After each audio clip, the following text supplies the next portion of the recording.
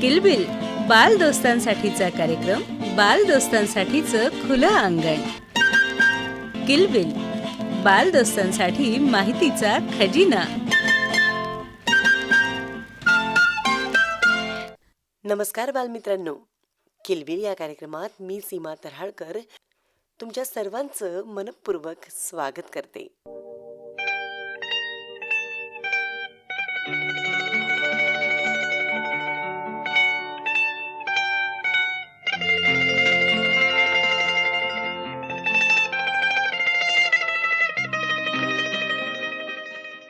बाळांनो, सांगाल का, जर आपल्या आजूबाजूला झाडं नसती, पक्षी नसते, फुलं नसती, तर काय झालं असतं?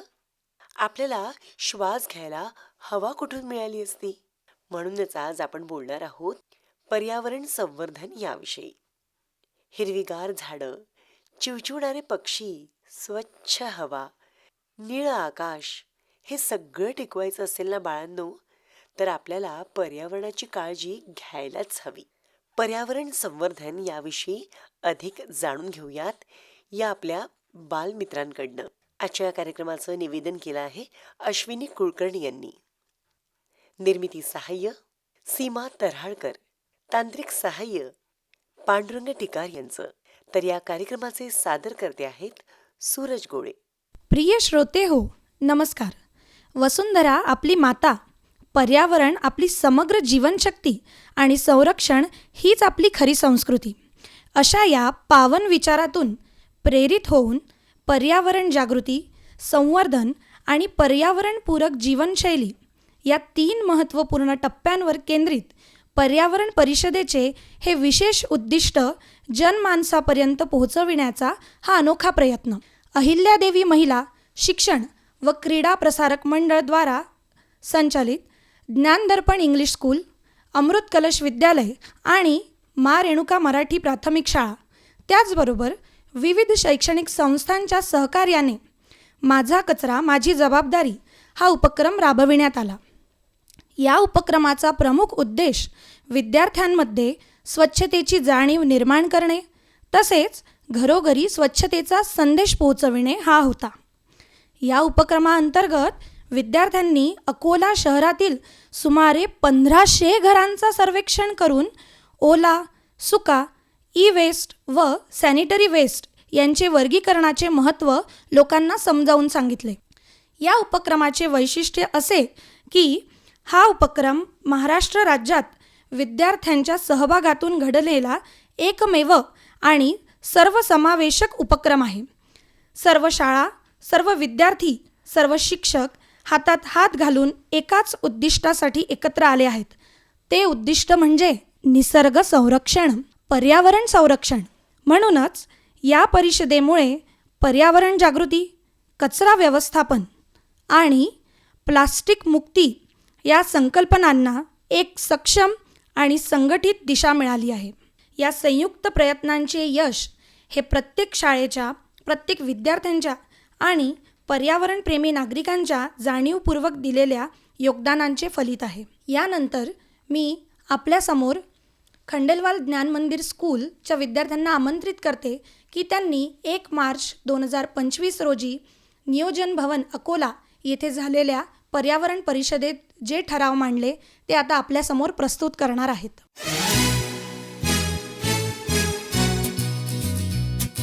सर्वांना माझा नमस्कार.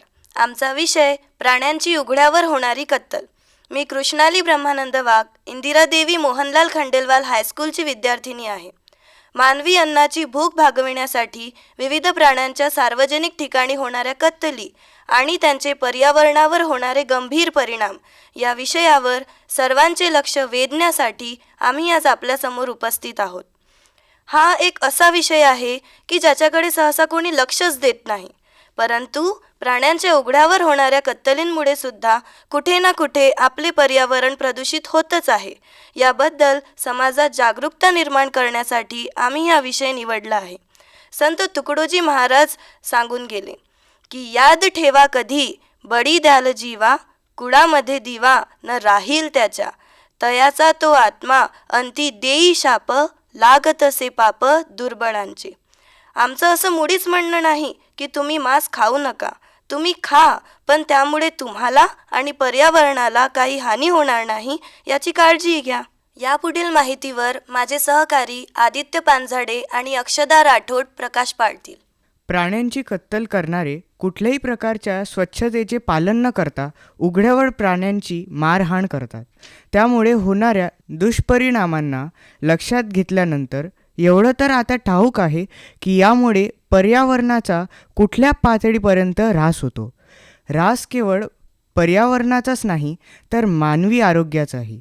या विषयाच्या वास्तविक गांभीर्याला समजण्याकरिता हॉस्पिटल आणि सिंधी कॅम्पसारख्या ठिकाणांवर प्रत्यक्षपणे भेट दिल्यावर तिथे असणारा बेजबाबदारपणा सहजपणे लक्षात येतो आणि यामुळे होणाऱ्या प्रदूषणाबद्दल आणि आजाराबद्दल वेगळ्या काही अभ्यासाची गरजही पडत नाही.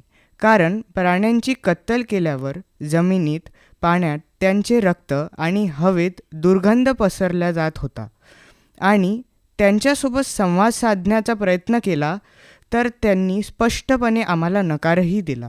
प्राण्यांची मारहाण करणे हे सर्वप्रथम तर खूप वाईट आणि अन्नसाखळीचा ऱ्हास करणारा कार्य आहे.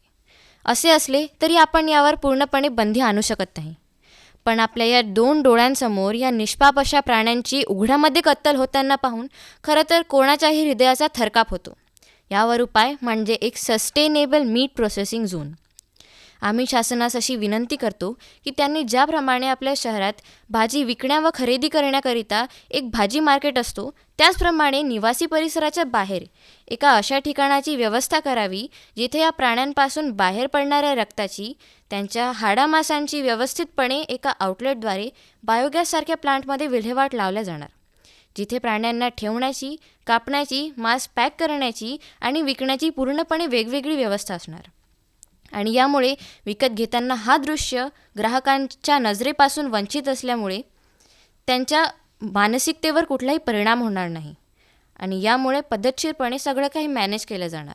या परिसराच्या बाहेर लिंब, पुदिना, बांबू आणि तुळशीसारख्या वनस्पतींची लागवड केली तर कीटकांपासून बचाव शक्य आहे आणि परिसराबाहेर घाणेरडा वास जाणार नाही आणि कुठला त्रास निर्माण होणार नाही याचीसुद्धा खात्री होणार. जर हा प्रकल्प शासनाद्वारे पार पाडण्यात आला तर काही प्रमाणात लोकांना रोजगारही प्राप्त होणार. या ठिकाणावर शासकीय कर्मचाऱ्यांनी भेट देऊन ही खात्री करावी की तिथे स्वच्छ पाण्याचा वापर केला जात आहे की नाही, रक्ताचा व मांसाहाडांचा आउटलेट वेगळा आहे की नाही, विक्रीच्या ठिकाणी स्वच्छता बाळगली जात आहे की नाही, प्राणी निरोगी आहेत की नाही. यामुळे एका पातळीपर्यंत आपण बऱ्याच प्रमाणात पर्यावरणाचा होणारा ऱ्हास वाचवू शकतो. ही उपयोजना आम्ही श्रीमती इंदिरादेवी मोहनलाल खंडेलवाल मेमोरियल हायस्कूलचे विद्यार्थी, शाळेचे आदरणीय प्रेसिडेंट श्री प्रमोदजी खंडेलवाल, माननीय प्राचार्या सौ सारिका चौहान मॅम व शिक्षिका सुनीता शर्मा टीचर व अश्विनी गायकवाड टीचर यांच्या नेतृत्वाखाली पार पाडत आहोत. शेवटी एवढेच सांगू इच्छिते की आपले संत सांगून गेले आहेत, कोंबडी बकरी खातो रे बाबा, कशाला पंढरी जातो. असे असले तरी आपण एका लोकतांत्रिक देशात राहतो. इथे आपल्याला ऐच्छिक राहण्यापासून तर खाण्यापर्यंतची पूर्ण अधिकार आहे. पण जर आपल्या कृतींमुळे सामाजिक आरोग्य धोक्यात येत असणार तर ही एक गंभीर बाब आहे. असा विषय ज्यावर कोणी फारसं लक्ष देत नाही त्यावर आम्हाला बोलण्याची संधी देण्याकरिता आम्ही आयोजकांचे खूप खूप आभार मानतो. धन्यवाद. यानंतर आपल्यासमोर मनुताई कन्या शाळेच्या विद्यार्थिनी त्यांनी प्रस्ताव जो सादर केलेला आहे तो आपल्यासमोर सांगणार आहेत. नमस्कार, मी कुमारी काव्य विशाल शिरसाट. मी मनुताई कन्या शाळेमधील वर्ग 7वीमध्ये शिकणारी विद्यार्थिनी. आज आम्ही तुम्हाला ई कचराबाबत सांगणार आहोत. ई कचरा प्रस्ताव. ई कचरा प्रस्ताव हा एक दस्तऐवज असतो ज्याद्वारे ई कचऱ्याच्या व्यवस्थापनासाठी विविध उपयोजना, धोरणे आणि योजनांचा समावेश केला जातो. या प्रस्तावामध्ये ई कचऱ्याचे निस्तारण, पुनर्वापर आणि पर्यावरणीय जोखीम कमी करण्याच्या हेतूने प्रस्तावित केलेले उपाय समाविष्ट असतात. आता ई कचरा व्यवस्थापनासाठी एक प्रस्ताव तयार करताना विचारात घ्यायची मुख्य बाब. ई कचऱ्याचे प्रस्तावाचे उद्दिष्टे. ई कचऱ्याचे योग्य निस्तारण. कचऱ्याचे वातावरणावर किंवा मानव आरोग्यावर होणारे दुष्परिणाम कमी करण्यासाठी कचऱ्याचे सुरक्षित आणि वैज्ञानिक पद्धतीने नष्टीकरण करणे, त्याचप्रमाणे पर्यावरणीय जागरूकता निर्माण करणे, नागरिकांमध्ये ई कचऱ्याचे योग्य व्यवस्थापन कसे करावे याबद्दल माहिती आणि जागरूकता निर्माण करणे, त्यानंतर रिसायकलिंग आणि पुनर्वापर, इलेक्ट्रॉनिक कचऱ्यातून पुन्हा वापर लावणारे तंत्रज्ञान वापरून त्याचे संसाधन पुनर्प्राप्त करणे आणि निर्माणकर्त्यांची जबाबदारी, उत्पादक कंपन्यांना त्यांच्या उत्पादित वस्तूंच्या कचऱ्यांच्या निस्तारणाबद्दल अधिक जबाबदारी बनवणे. नमस्कार, माझे नाव डिंपल संतोष झिने. मी तुम्हाला ई कचरा अभियान याविषयी माहिती सांगणार आहे. ई कचरा अभियान म्हणजेच इलेक्ट्रॉनिक वस्तूंचा कचरा, जसे जुने मोबाईल फोन, लॅपटॉप, TV इत्यादी हे उपकरणे न वापरता फेकली जातात, ज्यामुळे पर्यावरणावर आणि मानव आरोग्यावर गंभीर परिणाम होऊ शकतात. ई कचऱ्याचे पुनर्वापर आणि योग्य निस्तारण करण्यासाठी ई कचरा अभियान आवश्यक आहे, जेणेकरून पर्यावरण संरक्षण होईल. इलेक्ट्रॉनिक कचऱ्यात धातू आणि रासायनिक असतात, जे पर्यावरणात जाऊन मृदा, जल आणि हवेची गुणवत्ता खराब करतात. संसाधनाचा पूर्ण वापर होईल. इलेक्ट्रॉनिक कचऱ्यातील काही वस्तू करून पुन्हा उपयोगात आणता येतात, जसे तांबे, सोने, चांदी इत्यादी धातू. मानव आरोग्याची सुरक्षता, कचरा निस्तारण करताना शरीरावर वाईट परिणाम होणाऱ्या रसायनातून बचाव होतो. ई कचरा अभियान लोकांमध्ये जागरूकता निर्माण करते आणि त्यांना योग्य पद्धतीने कचऱ्याचे निस्तारण करण्याचे मार्गदर्शन करते. नमस्कार, माझे नाव ज्ञानेश्वरी माधव झटाले. मी मनताई कन्या शाळा येथील विद्यार्थिनी इयत्ता 10वीमध्ये शिकत असून आज तुमच्यासमोर ई कचरा ठराव मांडणार आहे. ई कचरा ठराव हा एक पर्यावरण संरक्षणाशी संबंधित उपाययोजना आहे, ज्यामध्ये इलेक्ट्रॉनिक कचऱ्याच्या व्यवस्थापनासाठी ठराव किंवा नियम बनवले जातात. यामध्ये हे कचऱ्यांचे योग्य निस्तारण, पुनर्नवीकरण आणि पर्यावरणावर होणारा परिणाम कमी करण्यासाठी कायद्यांची अंमलबजावणी केली जाते. ई कचरा ठरावाचे मुख्य उद्दिष्ट म्हणजे पर्यावरणावर होणाऱ्या नकारात्मक परिणामांपासून बचाव करणे, कचऱ्याचे निस्तारण अधिक सुरक्षित आणि प्रभावी बनवणे आणि समाजात याबद्दल जागरूकता निर्माण करणे. याबद्दल आम्ही आमच्या शाळेमध्ये एक छोटासा उपक्रम राबविला होता. त्यामध्ये आमच्या शाळेच्या शेजारी इलेक्ट्रॉनिक कचऱ्याच्या दुकानामध्ये जाऊन तिथं आम्ही त्यांची भेट घेतली, त्यांच्यासोबत मुलाखत घेतली, त्यांच्यासोबत बोललो, संवाद साधला आणि जो इलेक्ट्रॉनिक कचरा आहे तो ते कुठे टाकतात हे जाणून घेतलं. आपल्या भारतात ज्याप्रमाणे प्लॅस्टिकचा कचरा निर्माण होतो, त्याचप्रमाणे मोठ्या प्रमाणात इलेक्ट्रॉनिक कचरासुद्धा निर्माण होतो. त्यासाठी आम्ही आमच्या शाळेमध्ये एक छोटासा उपक्रम राबविला होता. त्यामध्ये आम्ही इलेक्ट्रॉनिक कचरा संकलन केलं होतं. यामध्ये माझ्या मैत्रिणी काव्या शिरसाट, डिंपल झिने, स्नेहा गुहे, अर्पिता काळे यांचा सहभाग होता. आमच्या शाळेच्या मुख्याध्यापिका ऐश्वर्या धारसकर आणि आमच्या शाळेच्या अध्यक्षा पल्लवीताई कुलकर्णी यांचासुद्धा याच्यात सहभाग होता. इलेक्ट्रॉनिक कचरा संकलन या उपक्रमात आम्हाला आमच्या शाळेच्या संगीता देशमुख आणि संगीता किरीटे टीचर यांचे मोलाचे मार्गदर्शन लाभले, त्याबद्दल धन्यवाद. यानंतर आपल्याबरोबर आहे स्कूल ऑफ स्कॉलर्सचे विद्यार्थी, जे आपल्यासमोर त्यांनी जो प्रस्ताव सादर केला त्याची माहिती देणार आहे. नमस्कार, मी सान्वी अजय भोकरे, इयत्ता 7वी स्कूल ऑफ स्कॉलर कोलखेड अकोला इथली विद्यार्थिनी आहे. आज मी प्लॅस्टर ऑफ पॅरिसच्या मूर्त्या याचा प्रस्ताव सांगणार आहे. प्लॅस्टर ऑफ पॅरिसच्या मूर्त्या आणि इतर गोष्टी जसं की प्लॅस्टिक आणि कचरा यांचा नामशेष करून पर्यावरणपूरक आणि निसर्गपूरक वस्तूंचा वापर करणे हा माझा प्रस्ताव आहे. मी देवश्री संजय काळे, स्कूल ऑफ स्कॉलर्स कोलखेड अकोला या शाळेची विद्यार्थिनी आहे. आज मी तुम्हाला आम्ही हा विषय का निवडला आहे याचे कारणे सांगणार आहे. प्लास्टर ऑफ पॅरिसच्या मूर्त्या तयार करण्यासाठी लागणारा पदार्थ पर्यावरणावर हानिकारक परिणाम करतो. या मूर्त्यांच्या सूक्ष्म कणांमुळे वायू प्रदूषण होते, ज्याचा मानवाच्या आरोग्यावर व पर्यावरणावर वाईट प्रभाव पडतो. दुर्गापूजन, गणेश चतुर्थी अशा इतर सणांना आपण POPने बनवलेल्या मूर्त्यांना नदीत विसर्जित करतो आणि तेव्हा त्या मूर्त्या पाण्यात संपूर्णपणे विघटित होत नाही. त्यांचे अवशेष नदीच्या तरावर पसरतात. याने देवांचा सुद्धा अपमान होतो. हा दृश्य आपल्याला नेहमी बघायला मिळतो. नमस्कार, माझे नाव शताक्षी योगेश लोथे आहे आणि मी स्कूल ऑफ स्कॉलर्स यातील विद्यार्थिनी आहे. आज आपण पाहणार आहोत पर्यावरणीय समस्या. प्लास्टर ऑफ पॅरिसमध्ये वापरण्यात येणारा रासायनिक पदार्थ जलस्रोतांमध्ये मिसळत असल्यामुळे जलप्रदूषण होते. यामुळे नद्या, तळे आणि अन्य जलस्रोतांमध्ये वरच्या पातळीवर हानी होते. प्लास्टर ऑफ पॅरिसच्या मूर्त्या नष्ट करण्याच्या प्रक्रियेद्वारे मोठ्या प्रमाणात माती प्रदूषित होते. प्लास्टर ऑफ पॅरिसच्या मूर्त्या समाविष्ट केलेले रसायन वायूमध्ये धूळ आणि कण निर्माणित करतात. प्लास्टर ऑफ पॅरिसच्या मूर्त्यांमुळे उभ्या असलेल्या पर्यावरणावर दुष्परिणाम होतात. बहुविध रसायन वातावरणात नकारात्मक परिणाम करतात. आपल्याबरोबर आहे स्कूल ऑफ स्कॉलर्सची विद्यार्थिनी कुमारी पूर्वा बगळेकर. अभिमानास्पद गोष्ट अशी की पूर्वाने 5 तासात 51 मातीचे गणपती बनवून इंडिया बुक ऑफ वर्ल्ड रेकॉर्डमध्ये नोंद केली आहे. ते सुद्धा वयाच्या 7व्या वर्षी बरं का. 50,000पेक्षा जास्त मुलांना आणि युवा वर्गास प्रशिक्षण दिल्याने वर्ल्ड बुक ऑफ रेकॉर्डमध्ये जगातील सर्वात कमी वयाची मास्टर ट्रेनर म्हणून पूर्वा बगळेकर हिची नोंद झाली आहे. नमस्कार, मी स्कूल ऑफ स्कॉलर्स इंगना अकोला या शाळेतील विद्यार्थिनी पूर्वा प्रमोद बगडेकर आज तुम्हाला प्लास्टर ऑफ पॅरिसच्या प्रदूषणाचे उपाय सांगणार आहे.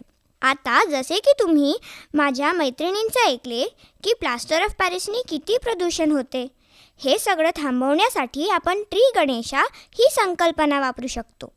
ही संकल्पना मी स्वतः राबवलेली आहे. यामध्ये आपण मातीची गणपतीची मूर्ती बनवून त्यावर भारतीय वृक्षांच्या बियांनी सजावट करू. गणपती मातीचा असल्यामुळे तो पाण्यात लवकर विघटित होणार व त्यावर बियांनी सजावट केलेली असल्यामुळे वृक्षारोपणसुद्धा होणार. आपण कार्यशाळा घेऊन लोकांच्या मनात याचा प्रभाव पाडू शकतो, जसे की मी शिकवते. मी आत्तापर्यंत 110 कार्यशाळा घेतलेल्या आहेत. मी 50,000पेक्षा जास्त मुलांना मातीचे गणपती कसे बनवायचे हे शिकवलेले आहे. माझ्या कार्यशाळांचा लोकांवर खूप प्रभाव पडला. यावर्षी अकोल्यात खूप लोकांनी मातीचे गणपती विकत घेतले आणि स्वतःसुद्धा बनविले. या कार्यशाळांसाठी मला विविध शाळा संस्थानांनी खूप मदत केली. तर मला सर्वांना हेच सांगायचे आहे की तुम्ही पण यावर्षीपासून प्लास्टर ऑफ पॅरिसच्या मूर्त्या विकत घेणं बंद करा आणि पर्यावरण वाचवण्यास मदत करा. धन्यवाद. आमच्या शाळेच्या मुख्याध्यापिका मनीषा उंबरकर मॅम आणि अनघा लोथे मॅम आणि जयश्री कुलकर्णी मॅम यांचा आम्हाला खूप मार्गदर्शन भेटला. त्याबद्दल त्यांना खूप खूप धन्यवाद. यानंतर आपल्यासमोर प्रभात किड्स स्कूलचे विद्यार्थी ठराव सादर करणार आहेत. अकोल्याच्या हृदयावर कोरलेली एक सुंदर रेषा म्हणजे आपली मोरणा नदी आज तिची चमक हरवत चालली आहे. तिचं एका नाल्यात रूपांतर होत चाललं आहे. निसर्गाच्या कुशीत वाहणारी ही मोरणा नदी आज प्रदूषणाच्या दावणीला बांधली गेली आहे. पर्यावरण म्हणजे केवळ हवा, पाणी आणि जमीन नाही, तर आपल्या अस्तित्वाचा श्वास आहे, आपली संस्कृती आहे. आणि या श्वासाला वाचवण्यासाठी आणि संस्कृतीला जिवंत ठेवण्यासाठी पर्यावरण परिषदेच्या निमित्ताने मी स्वर्णिमा घुले आणि मी वत्सल देहानकर, प्रभात किड्स स्कूलचे विद्यार्थी आम्ही मोरणेच्या पुनर्जीवनाचा संकल्प केला आहे. नदीच्या काठावर ज्ञानाचे दिवे लावून तर जनजागृतीची मशाल पेटवून आम्ही अकोल्याचे गतवैभव परत आणण्यासाठी सज्ज झालो आहोत. चला तर मग या मोरणा नदीला पुन्हा एकदा मोकळा श्वास घेऊ देऊया. तिच्या खळखळत्या संगीताचा निनाद आपल्या अकोल्याच्या अंगणात पुन्हा होऊ देऊया. मोरणेच्या होत असलेल्या ऱ्हासाची कारणे आम्ही सर्वप्रथम मांडतोय.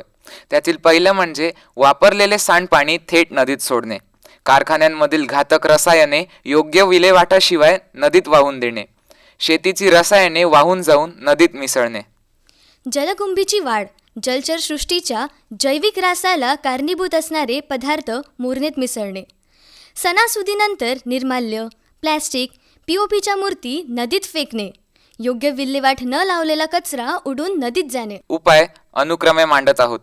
सांडपाण्याची योग्य विल्हेवाट लावण्यास सक्ती असावी.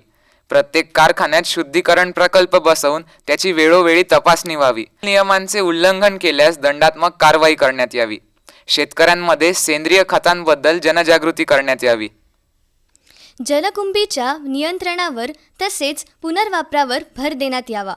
POPच्या मूर्तींवर कडक निर्बंध आणून निर्माल्याच्या विल्हेवाटावर भर देण्यात यावा. सगळीकडे सार्वजनिक कचरापेटी असावी. तिचे आणि शासनाच्या घंटागाडीचे वापर सक्तीने करण्यात यावा. या नियमांचे उल्लंघन केल्यास आर्थिक दंड आकारण्यात यावा. जनतेला या बाबीचे महत्त्व पटवून देण्यासाठी विविध उपक्रमांचे आयोजन करण्यात यावे.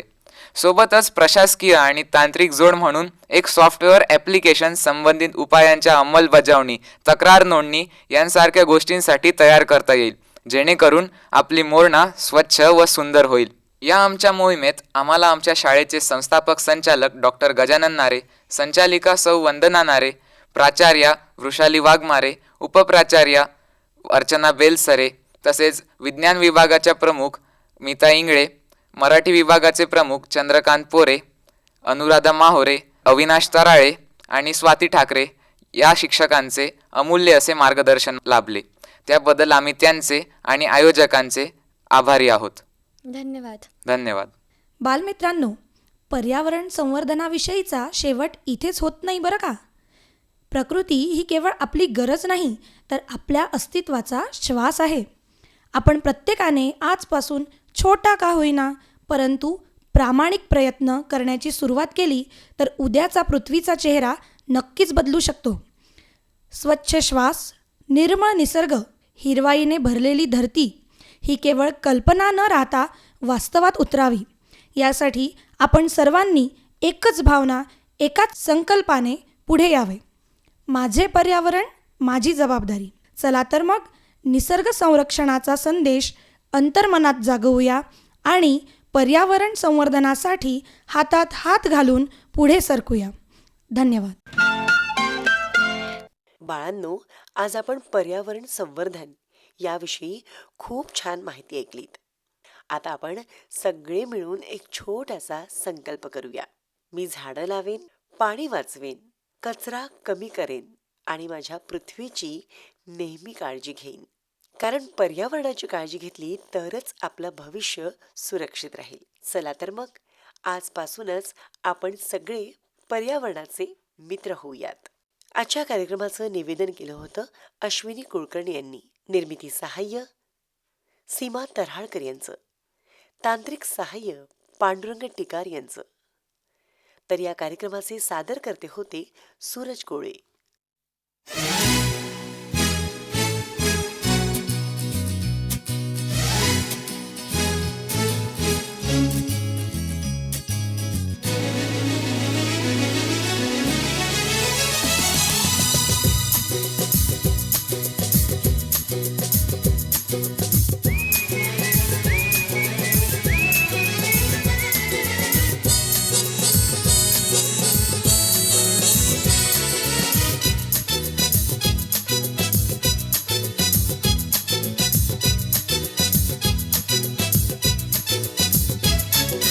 फिरवाने सर्ग हा भवतीने जीवन सफर करा मस्तीने मन सरगम छेडा रे जीवनाचे गीत गारे धुंद भारे फिरवाने सर्ग हा भवतीने जीवन सफर करा मस्तीने मन सरगम छेडा रे जीवनाचे गीत गारे धुंद भारे पंख पसरा उंच उंच लहरा नवे पंख पसरा उंच उंच लहरा भिर भिर जा रे गीत गारे धुंद वारे ओ हिरवाने सर्ग हा भवतीने जीवन सफर करा मस्तीने मन सरगम छेडा रे जीवनाचे गीत गारे धुंद भारे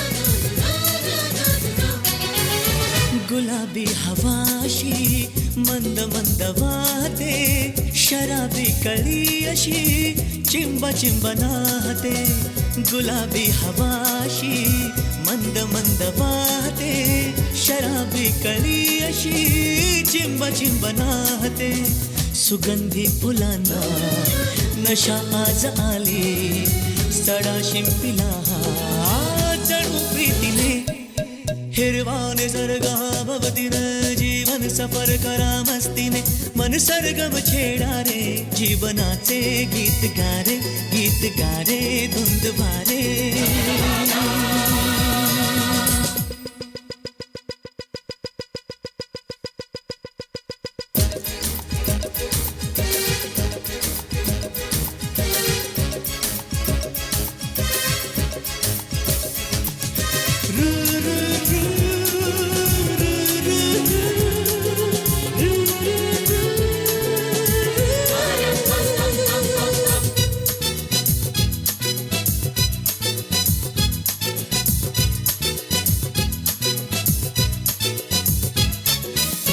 नव्या संगीतातले तराणे नवे असे कुणी सोबती मला मिळाया हवे असे नव्या संगीतातले तराणे नवे असे कुणी सोबती मला मिळाया हवे असे जन्म हे जगावे विश्व हे बघावे एक रूप भावे संग साथीने ओ हिरवा निसर्ग हा भवतीने जीवन सफर करा मस्तीने मन सरगम छेडा रे जीवनाचे गीत गारे धुंद वारे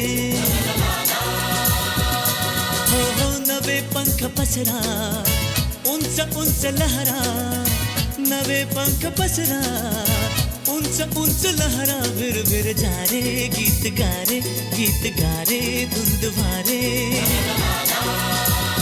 हो हिरवा निसर्ग हा भवतीने जीवन सफर करा मस्तीने मन सरगम छेडा रे जीवनाचे गीत गारे धुंद भारे झू झू झू झू झू झू झू झू झू झू